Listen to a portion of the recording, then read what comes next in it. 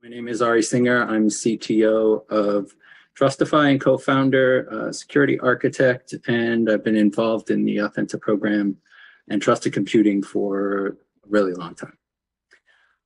So today, we've talked a lot, and it's been mostly high level and kind of diagrams of different use cases. I'm going to show sort of the nitty-gritty of how operationally in the development cycle you would interact with Triathlon and Authenta. I hope that the audience will take me off script. I have a particular flow that I'm going to follow in the demo, but I'm happy to divert and talk about other things if you want. But the basics of this demo, start with sort of the traditional, what you want to do with security, right? You want to protect and then detect if some attack has occurred, and then recover when an attack has occurred. We're talking about it in the context maybe of an automotive system, but really there's nothing automotive specific about this demo, so it really applies to any environment where you have an Authenta flash. So just so you understand what I'm talking about, and you'll be happy to know this is the last slide, so no more death by PowerPoint. But just in terms of what you're seeing, so I have the Triathlon portal up. So this is an administrative access that I have for managing the Triathlon system. So I'll be showing basically how you set up configurations and manage your devices. I have a BeagleBone on my desk with an Authenta flash on it, and I'm connected. My PC is connected to it, so I'm just going to be running a couple of things. You can see what's happening both on the endpoint and what's happening on the cloud. From the cloud perspective, so we're actually running this in Azure, but it can be run from anywhere. And so we have our Triathlon system using the Fornetics key management system. And then it has access to the Authenta, spelled wrong, cloud platform, where it can gain access to the keys and take over and manage the devices. And then here we have our endpoints. And as someone asked, we have device agents running on those endpoints that allow them to talk out to the cloud. On the left here is a TerraTerm terminal to access my endpoint device. And then on the right here is the Triathlon system that I'm logging into. So I'll log in with my email. And so Triathlon can be used to manage fleets once they're out in the field. My focus today is really on the development piece. So the configuration is where you're setting everything up, and then testing is where you have your devices and you're actually managing those devices using the configurations that you've set up and making sure that everything works properly. So I'm going to start in the configure tab. So if you imagine you're manufacturing your device, one of the first things your team is going to do is they're going to generate flash image data that's going to be written, the code that's going to be running on the platform. So you can just upload your files. It could be one big image or broken up into little pieces.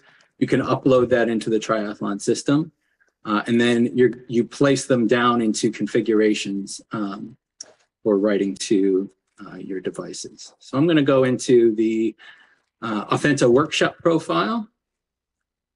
So you can think of a profile as a set of configurations across the life cycle of a device, where this is the flash image you're going to put on the device and the security settings that you're going to have. So for instance, at the beginning, before you've done anything, it's just been deprovisioned. There's no management of the security on the device at all. Perhaps when you ship it out of the factory, it'll have certain settings. If you have a particular configuration where maybe the customer's paid for a cloud SIM access. So maybe you have a router where you can get mobile connections, and that can be turned on and off based on whether you're running the correct software and have paid for your service. So we have all these configurations, and these are your master configurations, your sort of golden images. This is the way you're going to set up, 1 device, 10 devices, a million devices. So I'm just going to talk through a little. It may be helpful for you to understand some of the specific features of Authenta. This is the Authenta SPI NOR. There are other Authenta devices that have slightly different capabilities. What you're looking at on the left-hand side, this is sort of a graphical representation of the flash. And I'll just kind of talk about what's happening here. So first of all, we have our global settings. So it's remotely provisioned, which means that there's a key somewhere outside that's being used to manage this device. And you'll notice here, for the demo, we're not replacing the keys, but if you turn this on, you can replace the SRK, which is your management key, with your own, your own client key or OEM key, so that the Authenta Cloud Platform no longer has access to managing your device. We're turning on dice mode in this particular configuration. That's for our platform identity. I'll talk about that in a minute. Here you can see we've just mapped out where the files go on this platform. So we have our MLO, our first stage bootloader is here. We have our device tree blob. We have U-boot, which is your pre-boot environment. And then we have our Linux kernel. And then we have, application areas and maybe some configuration area. So one of the things Authenta allows you to do is measure different portions of the flash. So we have 8 ranges here, and you can see we're effectively measuring each of the files. So we're saying starting at address 0, measure 10,000 hex bytes, and you can store the golden measurements for, for these areas that you've measured. And then here, you'll notice there's something called an auto measure size, and you see some A's on these first areas. The A means that when you power up the device, so you imagine the system's off, you turn on power, the first thing the system's going to do is it's going to ask the flash, please give me the data that I'm going to run to start booting. Prior to that first read of any of the data, the Authenta flash is going to automatically measure whatever you've set it up to do. And as you can see, this is configurable. So it's going to automatically measure all of this stuff, and it's going to compare it to its golden measurement. And if everything's okay, then it's going to say, great, you can go ahead and boot, and it'll pass that code up. If the auto measure fails, it can either passively report it, or it can go into recovery mode where it can replace certain parts of the flash. So in this case, we have recovery mode turned on. So if you boot up and something has gotten corrupted in your boot area, whether by accident or you were in the middle of an update or you got hacked or something, instead of booting from the corrupted code, it's going to basically swap out and have you boot to your recovery area. So here you can see this is configurable where you're going to write your recovery data, and you can upload the file that you're going to use for your recovery. And I'll actually demonstrate that a little in a bit. Now, the next thing is block protections. So there's a feature called auth modify. This is essentially cryptographically locking these areas of the flash. So every block that you see with this black circle means that area of the flash is locked, and it cannot be modified using a legacy read or write. You would need to cryptographically sign a request to make a change to that portion of the flash. And then we have an append block, which is effectively a secure logging where you can write the log but can't erase it. And then lastly is the platform identity. So there's sort of a lot of gobbledygook, and maybe it's even a little small for everyone to see. But effectively, you can think of your code as broken into 2 pieces: your L0, layer 0, which is your boot environment, and then layer 1 is your application environment. And so the Authenta system, supported by the Authenta Cloud platform, has various hashes. The metadata hash tells you more about where all the data is on your flash. And you can register your golden images, your golden TCI values, they're called, so that when you have a device out in the field, you can certify it. And the certificate, you know, a traditional certificate, you would basically say, hey, I know what the identity of this device is. And in this case, there's an additional factor. So you know the identity of the device because this key is built from the unique device secret that each device has. But then additionally, you have the key is unique to the measurements that you've taken of the code. So now not only are you saying, I know that this key is associated with this particular device, but it's associated with this particular device running this particular software. So Ari, you mentioned, so with this being SPY Flash, I don't have to have the entire thing encrypted. I can just use the standard SPY interface to address the non-encrypted areas. And then, so what is that change made? What do I have to talk through, or what changes do I have to make to then talk to the encrypted area? Well, okay, so first of all, on this particular flash, just a technical clarification, these areas are write protected, not read protected. Okay. So if you do encryption, that would be sort of a layer on top of this, right? So if you want your data to be encrypted, you would encrypt it first and then lock it. But there are Authenta parts, like the eMMC, for instance, where you do have read protection and write protection both. But to answer your question, you know, depending on what this protection is, you know, your legacy reads and writes, you know, may be impacted. But for all the areas that are not protected, it's going to just act like a regular flash. It'll be no difference at all. Okay. So, you know, in some cases, you know, for instance, in some environments, you're just going to lock the pre-boot environment, right? You want to know that when the device boots, it's always booting the same way. Nobody's done a rootkit or anything on your system, right? So you would just make your pre-boot environment read-only, and then you could just leave the rest of it unlocked. And one of the nice aspects of Authenta is you can do a check at any time and basically ask it to hash the data and say, hey, does this match your golden measurement? Okay. So did that answer your question? Yeah, it does. So there is a difference, though, like you said, for those write or read areas that are locked, that pattern does change. Yes. The access pattern does change. All right. Any other questions about some of these Authenta features that I was talking about?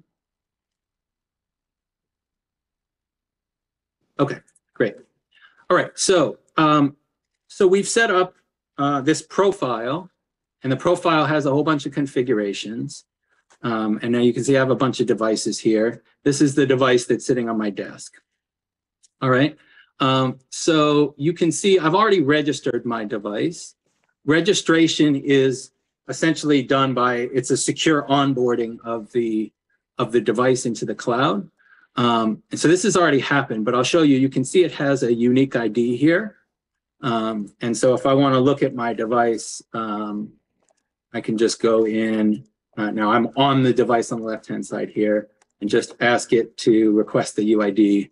And here you can see this is the unique ID that you can just read out of the device. Now, when you register it into Triathlon, it's going to pull the unique management key specific to this UID. And there'll be a cryptographic verification where the cloud is going to check, hey, is this actually the device that has this UID?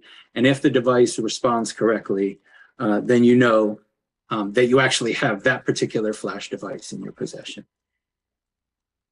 Okay. And what you're looking at on the right now, it looks very similar to what I was just showing you with the profile. But in this case, this is actually effectively a digital twin of the device that's on my desk. So you can see the last time I connected was 10:44 a.m. this morning. So as of 10:44 this morning, this is what was on my flash. So I had it set up to this particular configuration that I call recovery activation. If I wanted to change the configuration, I can just override it and say, hey, the next time you connect, please do secure flash boot with recovery. You'll see a bunch of red here. The reason is that the device is not compliant with this this new configuration that I've set as of the last time it connected. But I'm going to go back and stick with this this configuration. So you'll see, on my device, you can see the same first stage bootloader, device tree blob, U-boot, etc. All of that has been written here. Okay. So now I'm going to go run a quick demo script here. All right, and there's a bunch of stuff that's a little difficult to see and understand, but the main thing is it's reading at address 0 of the flash. And this is just a legacy read. It doesn't have a key. It's just saying, hey, what's here at this address 0? And you'll see this is a piece of data which is actually just all F. So it's been erased. So this is, I'm reading that data here at the address. And now I'm going to try to do an erase. The erase succeeded. So again, it's still showing erased. And now I'm going to do a legacy write. So now I've written the words modified data right here to this part of the flash. Okay. Now the cloud doesn't know that that's happened because it's not connected. It hasn't checked in recently. But the flash has been changed on this side. Okay. And then the other thing I'm going to do is I'm going to read at address 50,000, and you'll see at address 50,000, which is right here, it's locked. And so what it's reading is, it's a little difficult to see, but it's just some, it's not really human readable, UQF, etc. But if I try to erase it, you see it isn't erased, and that's because this part of the flash is locked. And similarly, if I try to write to that address, I can't write it. It's still the same. So what I've done is I've shown this area is locked. It can't be changed because of the Authenta feature. This area is unlocked, and I've been able to write some modified data. So I'm going to turn off device management on Triathlon. So it has sort of two modes. One is where it's just checking the integrity, and the other where it's actively going to make changes to the device. So I'm turning this off. So it's just going to check the integrity of the device. Right. And now I'm going to go into the correct folder, and I'm going to run my device agent. And I don't know how this comes through on Zoom, but you see a whole bunch of data scrolling by. And what's happening is that the Triathlon cloud is sending Authenta commands down to the chip signed and getting signed responses back. And it's going through block by block and area by area, feature by feature, and checking to make sure that everything on this system is set up the way it's supposed to be. It's also doing a cryptographic hash measurement, which is again signed on these different areas of the flash to make sure that nothing has changed. And you can see it's detected, hey, something happened with this this first file. All right, so we've made a change, and it's been able to detect that. So that's sort of the next stage, that we're able to see that a change has happened. And in fact, you can see exactly where that change has happened. All right, so that's all, I guess, pretty self-explanatory. Now I just shut off the power on my device, and now I'm rebooting. And so now, as I mentioned, almost instantaneously, the Authenta flash is going to go and do an auto measure on all of these different on this portion of the flash, the boot area, and we know now that we've made a modification. I intentionally left this block unlocked so that we could make that modification. So now the device has gone into its recovery mode, and what that means is that instead of having the data that I wrote there, it's going to put the recovery data there. So let's go see if we can see that. It's going to go in here. I'm going to run that same demo script again. Now I'm reading at address 0, which is this location. And you can see it says this is a recovery mode file. Okay, so what it's actually done is I'm not reading what is physically on at this particular address, it's actually internally to the Authenta flash readdressed it to this recovery block. So now when I'm reading this particular flash, I'm reading from the recovery area. And if I try to erase it, now that it's in recovery mode, it's locked down. So you can't make changes to this recovery area without the key. So it's basically saying, hey, something bad has happened. Maybe the recovery area, and again, on the eMMC, this would be like a separate boot partition. You boot to a different partition, and that partition job is just to call home. Maybe it says, okay, run in minimal operation, call home, and go get fixed, right? You have something pop up on your dashboard that says, there's a system error, please see your dealer. Or, if the system is sophisticated enough, it could literally on the spot connect up and use, Triathlon and fix itself right there. So again, just to finish this, you can't erase, you can't write to that area. It still has the recovery file. And then similarly, when I try to read this area at 50,000, once again, it remains locked. Okay, and then the next thing I'm going to do quickly is I'm going to turn on device management. So now the next time this system connects, and I will do that.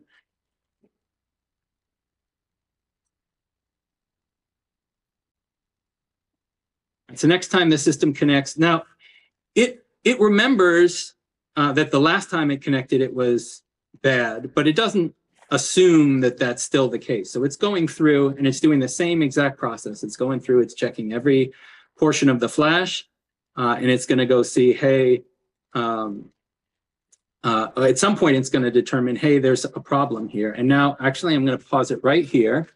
So it's still running, and actually you can see it finished fixing itself. But when it got to this file and detected there was a problem, it sent a message to the device agent on the device, which said, please go to the file server and download a replacement file for this particular area. So the device agent goes up, makes a TLS connection to the file server, downloads the correct file, writes it. In the case that this was actually a locked block, Triathlon would support it by giving it the cryptographic signature to overwrite it. In this case, it can write it with a legacy write, but then we do a cryptographic verification at the end and make sure that all of the changes are correct. So now, as of 1 minute ago, Triathlon has made the repair, and you're back to your standard operation. Now, if it can't reach the server for the replacement file, does it just continue using the recovery block until it can? That's right. Yeah, okay. It'll just stay in recovery mode. And actually, I'll just show you something interesting. Here are the raw register values. So it's reading this PCR0 is the hash that of what it measured as it booted up. And here's some of the golden measurements. But you'll notice here, it just has a notification that says, hey, when we connected, the device was in recovery mode. And when you connect to Triathlon, you actually need the key to pull it out of recovery mode. You can't get it out without being authorized. So it will just stay in recovery mode forever until you fix it. And obviously, when I say that, if you power it off and power it back on, it's not in recovery mode at that moment. But when you power it back on, it's going to go through that same auto measure. So if nothing is changed, it'll return back into recovery mode, and you'll be in the same exact situation.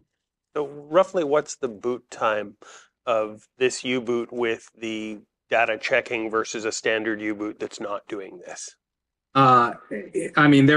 Roughly speaking, they're the same. The measurement process on this particular flash, I believe, is 100 megabytes per second. So if you're measuring, a tenth of, 10 megabytes or something, right? That would be, a tenth of a second delay. So your boot time difference is negligible. Yes. Yeah.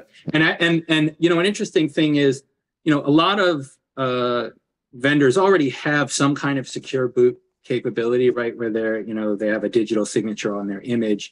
The nice thing is that if you're using the Authenta measurement, that's happening on the flash. So you can actually kind of do that in parallel, where Authenta is measuring this at the same time that your other code is measuring it, because you're not using the main processor for that. The only delay is the time, is that when the flash will not respond to you, you know, while it's doing its auto measurement. And in many cases, the system isn't even ready to ask the flash for any data for, you know, a period of time. So in most cases, this auto measure is done even before anyone asks Authenta for that data. Just summarize that the flash performance is negligible compared to when Authenta is there or not. And you actually have advantage when the flash is doing the secure boot. You can actually release the data, but still do the secure boot as the processor starts to execute. And then later on say, trap, we have a problem, you know, jump to the recovery. The traditional way of the secure boot is read the flash memory, run it through the crypto of the SoC, and do that piecemeal during each of the blocks of data as it gets to. Is actually slower than when you do it in the flash. You're doing a parallel process. Yes. Yeah. Yeah. But again, back to the flash itself in your question, there isn't that much difference in the performance because of the Authenta. Here, I'm just running some of our pre-boot operations. And again, this is for demo purposes, so it's post-boot, but this is what would be happening in pre-boot.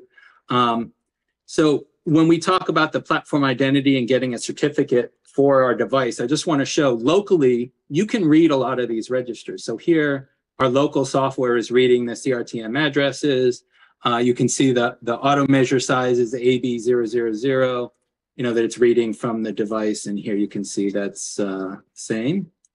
But I want to show you that in particular, you know, it will compute locally what these TCI measurements are. So you see, like for TCI L1, it's B9626, right? So it's verifying, you know, locally you can see, hey, it's computing the same hash of this data. And then it's using the Authenta chip to do this dice process to generate a public-private key pair, and then create its own self-signed certificate. And then the way you register this using the ACP is you essentially send this self-signed certificate to the cloud. The cloud verifies, yes, this is that particular device, this key belongs to that particular device running that software, and then you can get verification from the cloud. You saw a lot of complexity. The point here is you don't have to know this complexity. You don't have to dig in on those registers. So we're letting the guy who learns how to write Python be able to deliver a secure, booted, trusted device onto their cloud process. And we don't have to let that firmware engineer who knows nothing about Python to figure out how this system is going to work with the cloud. That's really the transformation that we're trying to do here. And that's why you see Authenta as the key pillar. You need to sum up those things to then really understand what this product delivering to the market.